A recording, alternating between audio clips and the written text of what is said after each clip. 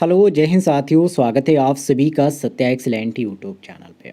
साथियों, कल मैं आपके लिए लेके आया था model paper electrician theory second year का। उसमें बहुत सारे छात्रों का ये कहना था कि सर आप बिल्कुल क्रम वाइज अनेकों वीडियो दीजिए, लेकिन बिल्कुल हमको क्रम वाइज पढ़ाइए, जो भी नियमित से क्वेश्चन आ रहे हैं उसका।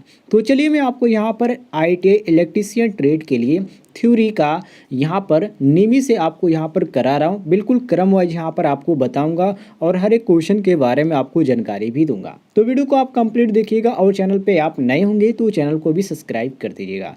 जिसमें यहाँ पर क्वेश्चन पहला यहाँ पर कहा जा रहा है कि डीसी जनरेटर में एक्स के रूप में चिन्हित भाग का नाम क्या है। साथियों, ये जो आपका है ये आपका डीसी जनरेटर है। पहले तो इसको आप ध्यान से देख लीजिए, ये आपका डीसी जनरेटर बोला जाता है।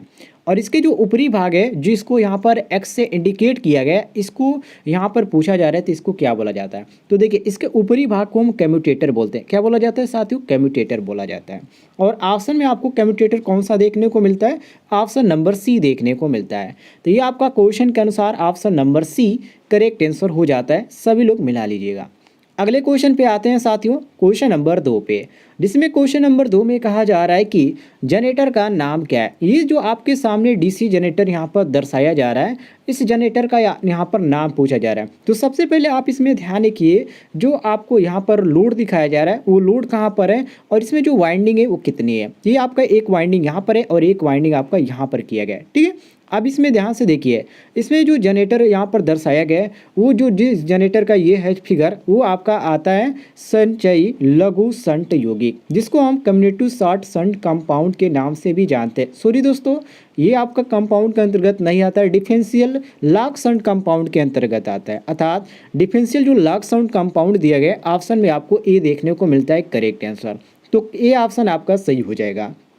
आगे बढ़ते हैं अगले क्वेश्चन पे, क्वेश्चन नंबर 3 पे, जिसमें यहाँ पर साथियों क्वेश्चन नंबर 3 में पूछा जा रहा है कि डीसी जनरेटर में प्रेरित ईएमएफ की दिशा ज्ञात करने के लिए किस नियम का उपयोग किया जाता है। डीसी जनरेटर में जो प्रेरित ईएमएफ होता है, ईएमएफ मतलब क्या? जो बैक ईएमएफ कहा जा रहा है। ईएमएफ मतलब होता है इलेक्ट्रोमोटिव फोर्स, ईएमएफ, इसका पूरा नाम होता है साथियों इलेक्ट्रोमोटिव फोर्स।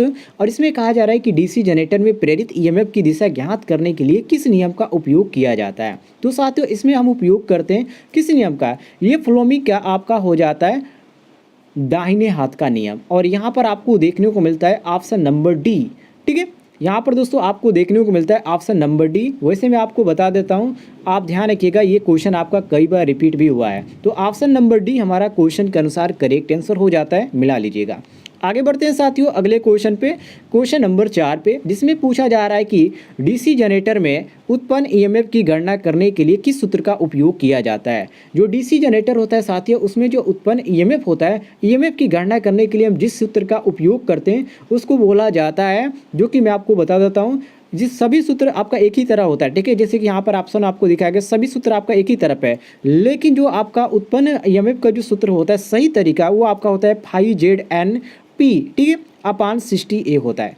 और यहाँ पर आपको पूरी यहाँ पर जानकारी दिया गया है 5ZNP अपान 60A यहाँ पर आपको दिया गया। थोड़ा सा यहाँ पर अलग कर दिया, गुणे का चिन्ह देकर, लेकिन आपको थोड़ा भी इसमें घबराने की कोई बात नहीं है। आप ध्यान से देखेंगे और समझेंगे तो आप अच्छी तरह से इसको पकड़ पाएंगे। तो ऑप्शन नंबर सी हमारा क्वेश्चन के अनुसार करेक्ट आंसर हो जाता है। सभी लोग मिला लीजिएगा। आगे बढ़ते हैं साथियों अगले क्वेश्चन पे, क्वेश्चन नंबर 5 पे, जिसमें कहा जा रहा है कि ईएमएफ की गणना करने का सूत्र क्या है। वही क्वेश्चन है दोस्तों, लेकिन उसमें आपका क्या पूछा गया था, ध्यान से पहले क्वेश्चन को पढ़ लीजिए।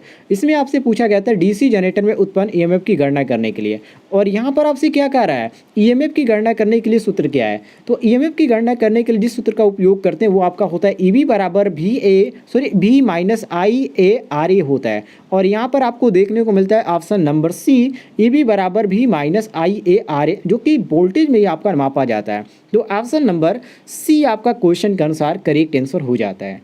अगले क्वेश्चन को देखते हैं, क्वेश्चन नंबर 6 को। ये भी क्वेश्चन आपका कई बार एग्जाम में पूछा जा चुका है, जिसमें यहाँ पर पूछा जा रहा है कि डीसी जनरेटर में एक्स के रूप में चिन्हित भाग का नाम क्या है। जो यहाँ पर नीचे से इस भाग को इंडिकेट किया जा रहा है साथियों, इस भाग को हम क्या बोलते हैं, इसको बोला जाता है पोलसू। क्या बोला जाता है? पोलसू बोला जाता है, नोट कर लीजिएगा। तो ऑप्शन नंबर डी हमारा क्वेश्चन के अनुसार करेक्ट आंसर हो जाता है। और कोई भी कन्फ्यूजन होता है आपको किसी भी क्वेश्चन में तो आप कमेंट में पूछ सकते हैं, आपको जानकारी मिल जाएगी। आगे बढ़ते हैं साथियों अगले क्वेश्चन पे, जिसमें अगला क्वेश्चन यहाँ पर पूछा जा रहा है कि कि डीसी जनरेटर का नाम क्या है। ये जो आपके सामने मैं आपको यहाँ पर दिखा रहा हूँ, ये आपके सामने ये जो आपका डीसी जनरेटर यहाँ पर दर्शाया जा रहा है, इस जनरेटर का नाम क्या है। तो देखिए इस जनरेटर को हम बोलते हैं साथियों सेपरेटली एक्साइटेड जनरेटर, ठीक है। अब यहाँ पर एक्साइटेड यहाँ पर जनरेटर करने का मतलब ये है कि इसको बाहरी सोर्स से यहाँ पर जनरेटरिंग किया जाता है। जैसे कि आप यहाँ पर देख सकते हैं एक भाग आपका ये है और ये आपका एक भाग ये है, तो हम कह सकते हैं अलग से उत्तेजित जनरेटर के नाम से जाना जाता है, जिसको अंग्रेजी में सेपरेटली एक्साइटेड जनरेटर के नाम से जानते हैं। तो ऑप्शन नंबर डी हमारा क्वेश्चन के अनुसार करेक्ट आंसर हो जाता है। फिगर देखकर आप पहचान सकते हैं, बहुत ही ईजी है ये आपका। आगे बढ़ते हैं साथियों अगले क्वेश्चन पे, क्वेश्चन नंबर 8 पे, जिसमें यहाँ पर क्वेश्चन नंबर 8 में कहा जा रहा है कि जनरेटर द्वारा किस ऊर्जा को विद्युत ऊर्जा में परिवर्तित किया जाता है। जो जनरेटर होता है साथियों उसमें क्या किया जाता है, यांत्रिक ऊर्जा को, किस ऊर्जा को, यांत्रिक ऊर्जा को विद्युत ऊर्जा में परिवर्तित किया जाता है। काफ़ी ईजी क्वेश्चन है, सभी को मालूम होना चाहिए। तो ऑप्शन नंबर डी आपका क्वेश्चन के अनुसार करेक्ट आंसर हो जाता है, मिला लीजिएगा, डी ऑप्शन आपका सही हो जाएगा। अगले क्वेश्चन को हम देखते हैं क्वेश्चन नंबर 9 को, जिसमें यहाँ पर साथियों क्वेश्चन नंबर 9 में कहा जा रहा है कि डीसी जनरेटर का फील्ड का नाम क्या है। ये जो सामने आपके सामने यहाँ पर डीसी जनरेटर का एक पार्ट दिखाया जा रहा है, जो ये आपका फील्ड का पार्ट है, और इसमें ये जो भाग है ये किसको किस नाम से जाना जाता है ये पूछा जा रहा है क्वेश्चन में। तो इसको साथियों बोलते हैं विभेदक यौगिक जनरेटर। क्या बोला जाता है, विभेदक यौगिक जनरेटर, जिसको इंग्लिश में हम बोलते हैं डिफरेंशियल कंपाउंड जनरेटर। अंग्रेजी में कहें तो सभी लोग पकड़ लेंगे कि हाँ ये जनरेटर का ये यहाँ पर प्रकार होता है, लेकिन विभेदक यदि यौगिक जनरेटर बोलें तो सोचने लगेंगे कि ये कौन सा यहाँ पर जनरेटर का नाम लिया जा रहा है। तो आप ध्यान रखिएगा, differential compound generator, C option आपका सही हो जाएगा।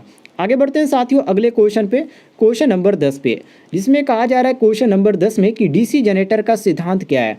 साथियों डीसी जो जनरेटर होता है उसका क्या सिद्धांत होता है। चलिए यहाँ पर आपको ऑप्शन बहुत सारे देखने को मिलते हैं, लेकिन इसमें कोई भी मैच नहीं कर रहा है। ये मैच कर रहा है दाहिने के जो फ्लोमिंग के दाहिने हाथ का नियम होता है, ये इसी सिद्धांत पे डीसी जनरेटर कार्य करता है, नोट कर लीजिएगा। सी ऑप्शन क्वेश्चन के अनुसार करेक्ट हो जाएगा, फ्लोमिंग के दाहिने हाथ का नियम। आगे बढ़ते हैं साथियों अगले क्वेश्चन पे, क्वेश्चन नंबर 11 पे, जिसमें पूछा जा रहा है कि गतिशील रूप से प्रेरित ईएमएफ के लिए सूत्र क्या है। गतिशील रूप से प्रेरित ईएमएफ के लिए जो सूत्र होता है वो क्या होता है। तो मैं इसको कई बार आपको बता चुका हूँ, कुछ लोगों को याद होगा कुछ लोगों को नहीं होगा, जिसका सूत्र होता है BLV साइन थीटा, जो कि बोल्ट में इसको किया मापा जाता है। तो ऑप्शन नंबर सी हमारा क्वेश्चन के अनुसार करेक्ट आंसर हो जाता है। अगले क्वेश्चन पे हम आते हैं क्वेश्चन नंबर 12 पे, जिसमें साथियों क्वेश्चन नंबर 12 में कहा जा रहा है कि चुंबकीय क्षेत्र की दिशा ज्ञात करने के लिए किस नियम का उपयोग किया जाता है। जो चुंबकीय क्षेत्र की दिशा ज्ञात किया जाता है वो केवल फ्लोमिंग के दाहिने हाथ के नियम से ही ज्ञात किया जाता है, इसको नोट कर लीजिएगा। अब यहाँ पर आपको देखने को मिलता है ऑप्शन नंबर डी, जो कि क्वेश्चन के अनुसार आपको डी देखने को मिलता है, बिल्कुल करेक्ट आंसर, डी ऑप्शन आपका सही हो जाएगा। आगे बढ़ते हैं साथियों अगले क्वेश्चन पे, क्वेश्चन नंबर 13 पे, जिसमें यहाँ पर क्वेश्चन नंबर 13 में पूछा जा रहा है कि डीसी जनरेटर के भाग का नाम बताइए। ये जो सामने जो आपका भाग यहाँ पर दिखाया जा रहा है, काफ़ी लोग यहाँ पर पहले से जान गए होंगे क्योंकि ये फ्रेम है, ठीक है। क्या साथियों, ये फ्रेम है और ये जो आपका फ्रेम है ये इंडिकेट किया जा रहा है, इसको योक भी बोला जाता है और फ्रेम भी बोला जाता है। जिनको कन्फ्यूजन होगा समझ लीजिएगा, इसी चीज़ को डीसी जनरेटर का ये जो भाग है इसको योक भी बोला जाता है और फ्रेम भी बोला जाता है। तो ऑप्शन नंबर डी हमारा क्वेश्चन के अनुसार करेक्ट आंसर हो जाता है। अगले क्वेश्चन को हम देखते हैं, क्वेश्चन नंबर यहाँ पर 14 को, जिसमें यहाँ पर पूछा जा रहा है कि 4 पोल डीसी जनरेटर के डुप्लेक्स लैप वाइंडिंग में कितने समांतर रास्ते होते हैं। तो सिंपल सी बात है, यदि 4 पोल यहाँ पर पहले से ही दे दिया गया है तो हम कहेंगे कि इसमें कितने होते हैं, 8 होते हैं। तो ये आपका सही हो जाता है, ऑप्शन नंबर सी क्वेश्चन के अनुसार करेक्ट आंसर। अगले क्वेश्चन को देखते हैं साथियों, क्वेश्चन नंबर 15 पे, जिसमें पूछा जा रहा है कि डीसी जनरेटर के भाग का नाम बताइए। जो आपके सामने यहाँ पर डीसी जनरेटर का भाग को यहाँ पर दर्शाया जा रहा है, ये कौन सा भाग है जिसमें यहाँ पर पूछा जा रहा है। तो ये डीसी जनरेटर का साथियों जिसको आर्मेचर कोर बोला जाता है, ठीक है, यही आपका लिमिटेड किया जाता है, आर्मेचर कोर लिमिटेशन होता है आपका। तो ये आपका सही हो जाता है ऑप्शन नंबर डी, ठीक है, डी ऑप्शन आपका सही हो जाता है। और ये आपका जो लिमिटेड किया जाता है ये आपका एडी करंट लॉस को कम करने के लिए किया जाता है, ये आपका आर्मेचर कोर लिमिटेड के नाम से जाना जाता है। तो ऑप्शन नंबर डी हमारा क्वेश्चन के अनुसार करेक्ट आंसर हो जाता है। आगे बढ़ते हैं साथियों क्वेश्चन नंबर 16 पे, जिसमें कहा जा रहा है कि डीसी जनरेटर में इंटरपोल कैसे जुड़े होते हैं, मतलब किस क्रम में जुड़े होते हैं। तो साथियों ध्यान रखिएगा, शंट फील्ड के साथ ये समानांतर में जुड़े होते हैं और आपको देखने को मिलता है ऑप्शन नंबर डी क्वेश्चन के अनुसार करेक्ट आंसर। मिला लीजिएगा सभी लोग, और कोई भी कंफ्यूजन होगा तो कमेंट में पूछ लीजिएगा, आपको जानकारी मिल जाएगी।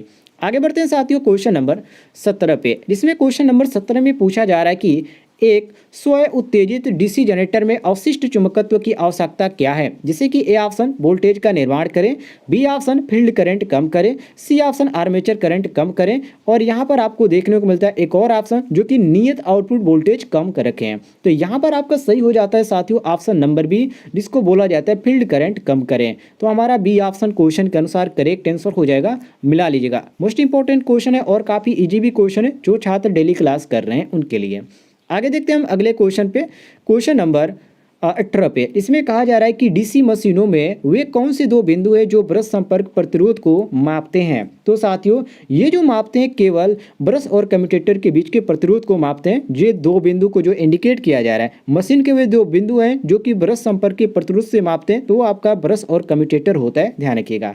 ऑप्शन नंबर सी हमारा क्वेश्चन के अनुसार करेक्ट आंसर हो जाएगा। आगे बढ़ते हैं क्वेश्चन नंबर 19 पे, जिसमें यहाँ पर क्वेश्चन नंबर 19 में पूछा जा रहा है साथियों किस वोल्टेज ड्रॉप को एक्स के रूप में चिन्हित किया गया है? ये जो सामने यहाँ पर इंडिकेट किया गया है भाग, इसका यहाँ पर नाम पूछा गया है। तो आप प्रैक्टिकली आपने इसको देखा होगा तो आसानी से आपको मालूम होगा। इसी को हम बोलते हैं आर्मेचर वोल्टेज पाथ और यहाँ पर आपको देखने को मिलता है ऑप्शन नंबर बी। तो क्वेश्चन के अनुसार आपका बी ऑप्शन करेक्ट आंसर हो जाएगा। आगे देखते हैं क्वेश्चन नंबर 20 को, जिसमें यहाँ पर पूछा जा रहा है साथियों कि कंपाउंड जनरेटर का नाम क्या है यदि शंट फील्ड आर्मेचर के साथ समांतर में जुड़ा हुआ है? तो इसको हम बोलते हैं लघु शंट योगी, जो कि ऑप्शन में आपको देखने को मिलता है ऑप्शन नंबर डी। उम्मीद है साथियों आपको जानकारी पसंद आई होगी। पसंद आई तो वीडियो पर लाइक कीजिएगा, चैनल पर नए होंगे तो चैनल को भी सब्सक्राइब कर लीजिएगा।